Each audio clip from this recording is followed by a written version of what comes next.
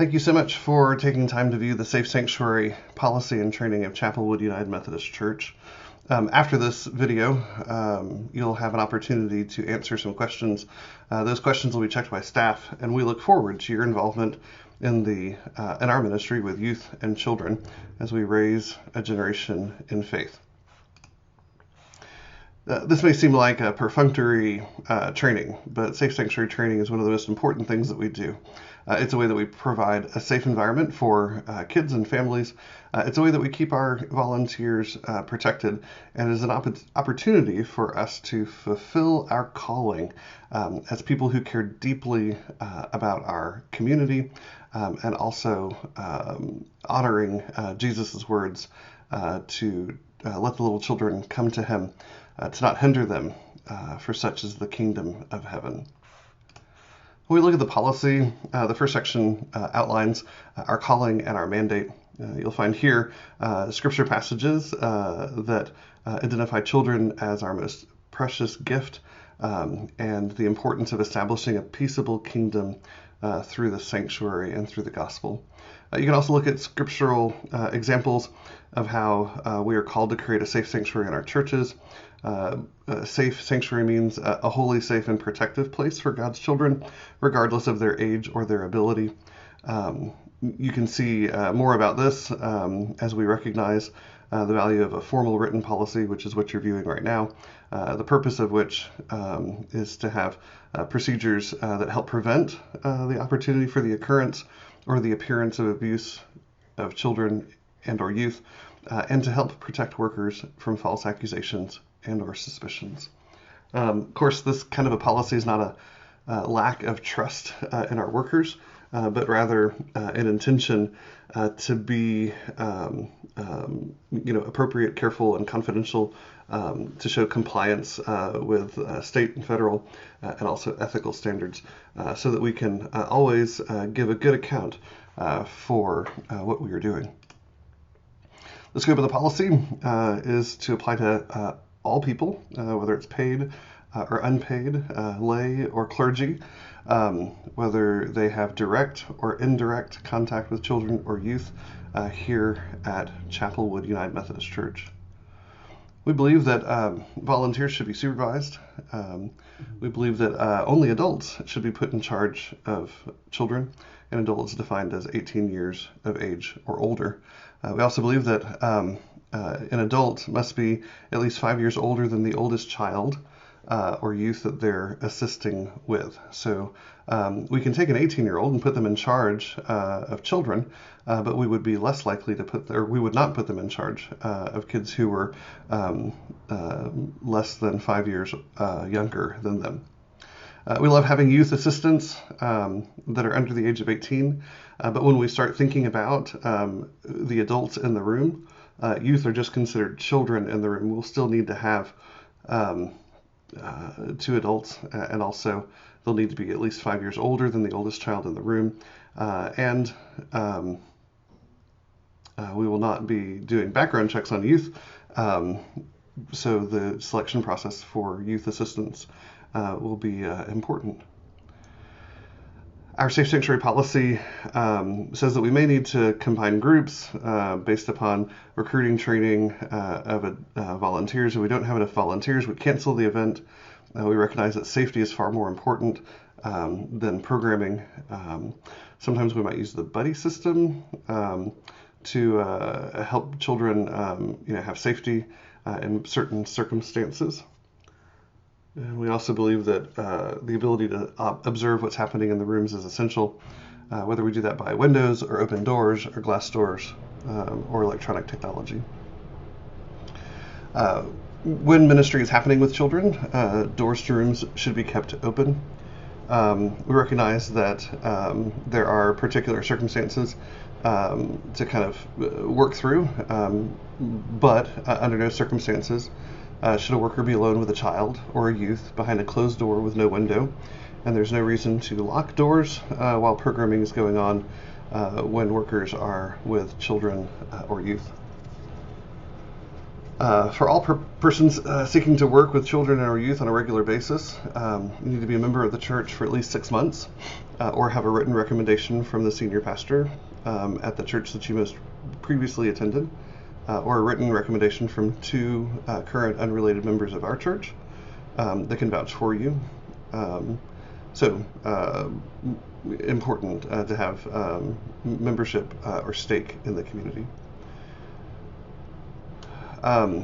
If you're not working regularly, then membership in the church is not necessary.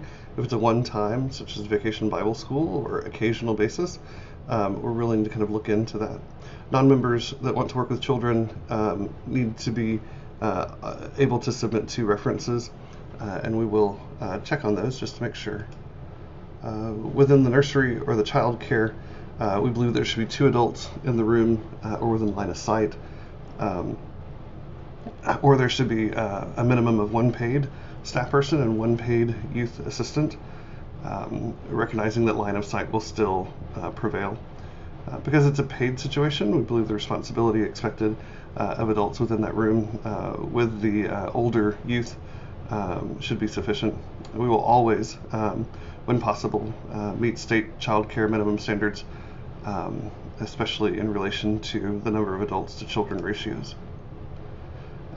We look at the supervision of children and youth. The 2 adult rule is observed at all times, 2 adults per classroom or 2 adults within line of sight. One-to-one mentoring or consulting is always conducted in sight of another adult. And we understand that there's safety in numbers. So 1 adult may be in contact with multiple youth as long as they're in the line of sight of other adults. Overnight accommodations. When we have overnight events, at least 2 adults who are not related will be present. If the group of children or youth contains both boys and girls, there'll be at least 2 females and 2 males on the trip. We recognize that there is no co-ed sleeping arrangements, and therefore adults shall sleep in separate quarters from the children and or the youth. We also recognize when outside organizations come to use our facilities, they will need to sign a indemnity agreement, and they also will have to either comply with our policy or submit their policy and prove that it is as stringent or more than ours. Boy Scouts and Girl Scouts have their own organizational rules, and they have submitted those for us, and we affirm the rigidness of their child and youth protection policy. When we look at definitions of abuse, there are 3 kinds of abuse that the state recognizes and that we recognize as well.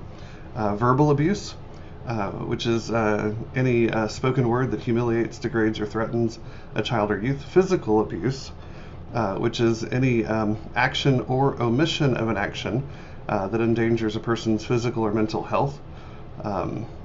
Child abuse, we recognize the definition could include any intentional physical injury caused by the individual's caretaker, physical abuse from punishment that is overly punitive or inappropriate, given the individual's age or condition. Recognize that we're mandatory reporters here in the state of Texas.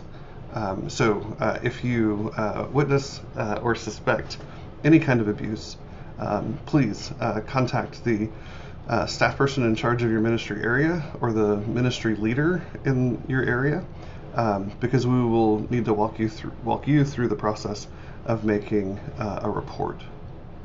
We look at sexual abuse.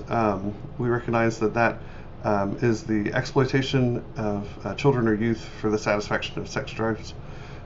Includes but not limited to incest, rape, prostitution, romantic involvement with children or youth, any sexual intercourse or sexual conduct, or fondling of, sexualized behavior that communicates sexual interest and or content to children and or youth.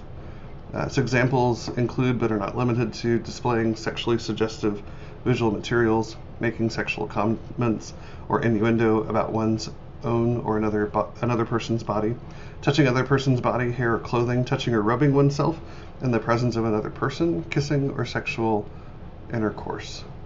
So you recognize that abuse is always the perception of the victim. Especially in terms of sexual abuse, when we're talking about older children or even other adults, which would be a version of sexual harassment, we recognize that it's important to not even have the appearance of impropriety. So please, when dealing with co-ed circumstances, you might want to allow a female or male staff member that matches the gender of the child to address any issues that may be difficult. We look at screening of adults. We believe it's important to know who works with our children and youth, and that is a crucial piece of providing a safe and caring environment for our children. So prior to employment or acceptance as a paid or unpaid volunteer worker, you will be required to complete an application and also to sign an authorization for release of information. We do background checks. We're looking for offenses that are appropriate to know about for your volunteerism. So driving issues, if you're not being asked to drive, is not such a big issue for us. We are looking for violent, abusive, or under the influence kind of convictions. By signing the forms, you're giving us permission to use an outside vendor to check references. We do that every year. If you're in an ongoing relationship with the church and service and volunteerism, then we'll be rechecking those every year. We also contact at least 2 references and ask standardized questions. They're recorded on the employee and volunteer reference check, which you can see in your packet. The screening, again, is done through a third-party company. If any of the reports raise questions about the fitness for you as a volunteer at Chapelwood, we will have conversation with you before disapproving the application. But we do reserve the right to turn away anyone who wants to volunteer with children and youth. If the applicant, if you are found to have been involved in any activity in which you have abused or exploited children, immediately your application will not be approved. Any conviction of a crime against children or youth will disqualify you immediately. We do keep the results of the screenings confidential, and the determination of a particular crime is serious enough to result in disapproving an application. It'll be made by Chapelwood UMC at its sole discretion. If you'll see, and it continues to say that the following types of offenses shall not be allowed to serve in any ministry with children or youth. So child abuse, whether physical, emotional, sexual, or neglectful. Violent offenses, including murder, rape, assault, or domestic violence. And persons having a criminal history of a drug-related conviction within the 5 years immediately prior to the application date. We also will look at criminal history of DUI or DWI within the last 5 years, and they'll not be allowed to act as a driver. We can negotiate and figure out about appropriateness of being in ministry with children or youth, though. Training. We will provide training that's that you're listening to and watching to right now on an annual basis. We may choose to provide additional training that'll look at this policy or appropriate discipline or appropriate physical and emotional boundaries, depending upon what we think is best for the volunteers. You need to complete any assigned training within 3 months so that everyone can be on the same page. At the beginning of each event, we'll review this policy. In fact, this training serves as a review of the policy.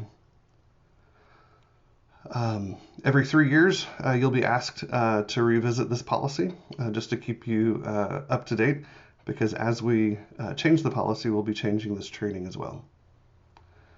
The guidelines of this policy and procedures will create a status of Safe Sanctuary certification for Chapelwood. So if you've been through this process and approved by the staff, you'll be considered certified as a Safe Sanctuary worker with children and youth. And you'll know that because you'll have signed an agreement, the employee volunteer agreement to abide by safe sanctuary policy. Reporting incidents is important. So anytime you suspect that abuse or a suspected violation of the Texas Penal Code has been taking place, you need to call 911 immediately if someone is in imminent or urgent danger. If that's not true, then you need to call the administrator or event leader or even me, the pastor, immediately so that we can begin an investigation. Of course, in the midst of an incident, address the needs of the child or youth, medical or otherwise. A report to the parents and our legal guardian. The person who you suspect of abuse needs to be removed with dignity from further contact with children or youth until an appropriate investigation has taken place. The matter needs to be confidential. If the adult event leader is the person suspected of abuse, then the report needs to be made to that person's supervisor. When in doubt, you're welcome to call any of the pastoral staff.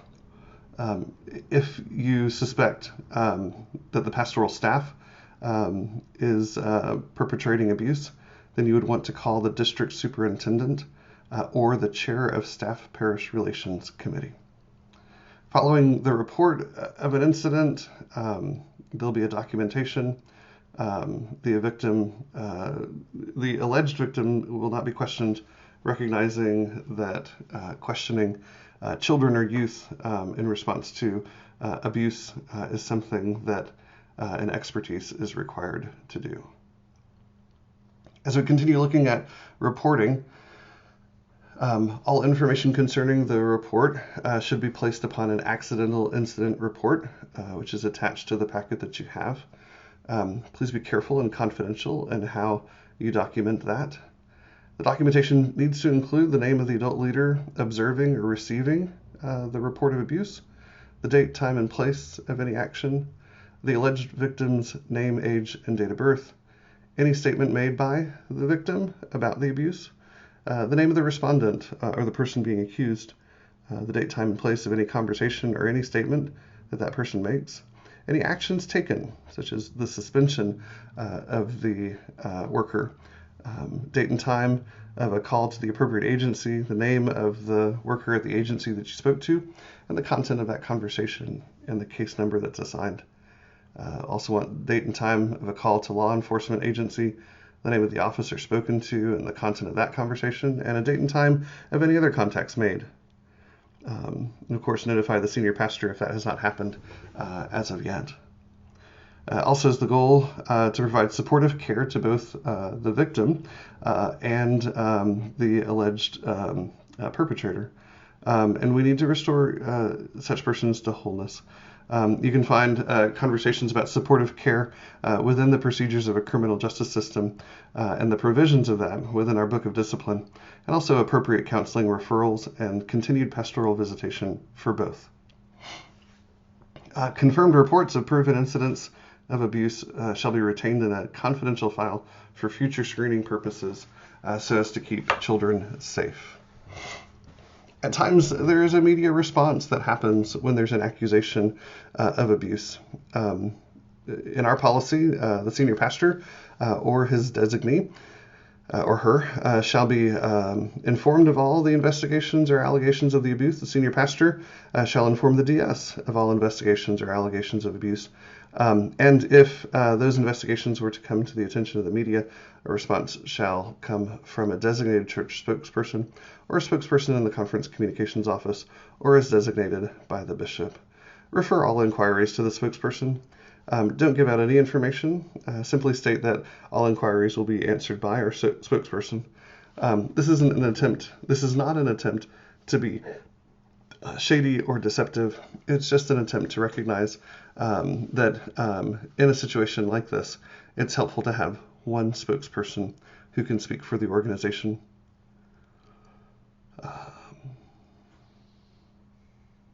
Appropriate discipline.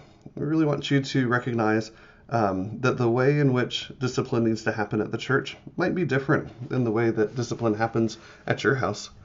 So the purpose of discipline and guidance for young children is to enhance their development of self-control, decision-making ability, and self-esteem. So we like to use modeling, redirection, time away, thinking time, and verbal guidance to help children learn appropriate behaviors. We do not allow corporal punishment, humiliation, or punishment associated with food or naps or toileting. There are three main components to decisions regarding discipline. The child may not harm himself or herself. The child may not harm other adults or children. And the child may not destroy or misuse materials. For the older infants or young toddlers, it's developmentally appropriate to be gentle but firm about reminders of appropriate behavior. And distraction to another activity are generally the preferred and most successful methods of discipline and guidance. So for the youngest children, it's really a matter of distracting them into another activity as opposed to heavily punishing them for current behaviors.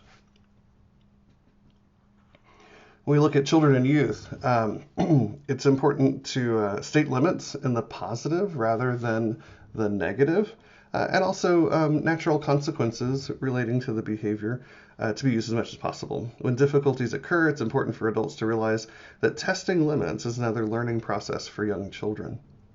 If any child or youth has persistent difficulty with aggressive or destructive behaviors, the adult shall request assistance from the event leader or CMC staff or a pastor to determine and implement a specific plan of action to improve behavior. If the child or youth does not respond to these measures, the parent shall be required to pick up the child at the parent's expense at the discretion of the event leader or the Chapelwood United Methodist Church staff member. It's my opinion as senior pastor that if a child is disrupting the learning environment for others, that a parent or guardian needs to be informed about that. And the parent or guardian is happy to come and sit in the room and to see the distraction and disruption that the child presents. If there cannot be an agreement between the ministry leader and the parent or guardian, then the child is welcome to go and sit in the adult classroom with the adults during grow times, and thereby the parent or guardian can take care of the behavior themselves. Appropriate physical and emotional boundaries need to be very appropriate in dealing with children and youth in terms of physical boundaries. The boundaries do change as children grow older. So a young child sitting in the lap of a caregiver might be very appropriate, whereas a youth sitting in an adult's lap would not be acceptable. Hugs and kisses from a toddler to an adult are entirely different than the same from a youth. You also might consider when a young child comes to hug you. As a man, I usually kneel to be on their level to accept the hug. As a man, when I hug youth, it's usually from the side. Kind of think of it like an A-frame hug, where I keep limited contact with a youth. And I also always, when hugging somebody of the opposite gender, I always ask before I hug, is it okay if I hug you? These are all appropriate behaviors in a church community where we do not know what the norm is for children and youth in their families. Emotional boundaries are also very important. As a child grows older, it's important for an adult to maintain appropriate boundaries. It's important for those working with children and youth to not step outside of those lines and to allow the younger person to become too attached to them. It's important for the older person to be careful where conversations might lead and to steer clear of inappropriate conversations. As the adult, you are responsible to recognize these boundaries and to create great space, and to be the adult. If the ways in which you handle boundaries with that child does not solve the problem, then you need to include a ministry leader or a pastor to help address the problems. We need to remember that in relationships with youth and teens, that the state of Texas recognizes that under 18, a child is unable to consent to physical, sexual, intimate contact. Besides the fact that most of our volunteers and ministry leaders are married, and that any kind of sexual or romantic contact with a minor is considered child sexual abuse. But also recognizing that the state of Texas does not recognize a youth's ability to consent to any form of romantic or sexual contact. It is important to recognize that sexual abuse, sexual predator, sexual harassment, inappropriate sexual misconduct is not only illegal, the state of Texas calls it statutory rape, but also that it is immoral, and that it goes against the teachings of the Bible and the expectations of this community of Christians. We do address bullying. We believe bullying is a important issue to address. We define bullying as any time an individual or group engages in written or verbal expression or through electronic means or physical conduct that has the effect of physically harming a child and or youth, damaging a child and or youth's property, or placing a child and or youth in reasonable fear of harm. Or that it produces sufficiently severe, persistent, and pervasive enough that the action or threat creates an intimidating, threatening, or abusive environment. Conduct is considered bullying if it exploits an imbalance of power between the child or youth perpetrator and the child or youth victim through written or verbal expression or physical contact. If it interferes with the child or youth's participation in events. Bullying may include hazing, threats, taunting, teasing, confinement, assault, demands for money, destruction of property, theft of valued possessions, name-calling, rumor spreading, or ostracism. Reports of bullying should be made as soon as possible to ministry leader, staff, or to a pastor. To obtain assistance and intervention, any child or youth who believes that he or she is experiencing bullying or believes that another child and or youth has experienced bullying should immediately report the alleged acts to an event leader. The event leader will report that to a staff member in charge of the event. The staff member shall determine if bullying has occurred, and if so, whether the victim used reasonable self-defense. If bullying has occurred, the staff member shall notify the parents of the victim and the child and or youth who engaged in the bullying, and counseling for both the victim and also the child and or youth who engaged in the bullying shall be offered. Any child and or youth who engages in acts of bullying may be sent home at the expense of his parent at the discretion of the event leader or the staff member. Social media and internet use is important. We recognize it's part of the world that we live in. But we have a strict boundary and expectation that no one, whether it's staff, volunteers, children, or youth, shall access inappropriate materials on the internet or on the web using our equipment or using their equipment at our sponsored event. We recognize that prohibition includes inappropriate content that might be accessible through email, chat room, or other direct electronic communications. Unauthorized access or hacking into the church's computer system or network is not only unlawful, but inappropriate. Unauthorized disclosure of personal identification also will be prohibited. We recognize that as we lead young people in the development of their faith story, it's essential that we guide them and do not manipulate their emotions. This is especially true at longer youth and children's events. Participants may be exhausted by longer and more active days than they are accustomed to, and thereby more susceptible to emotional manipulations. It's therefore necessary that as we present the message of the gospel of Jesus Christ and the opportunity to follow Jesus in a lifelong journey, that we present the invitation with no strings attached. must allow each person involved to make their own decision without stigma, coercion, or pressure in any form. As we do this faithfully, we will see more fruitful commitments in the lives of all of our participants. Thank you so much for viewing this video. You're welcome to rewind it and watch it again.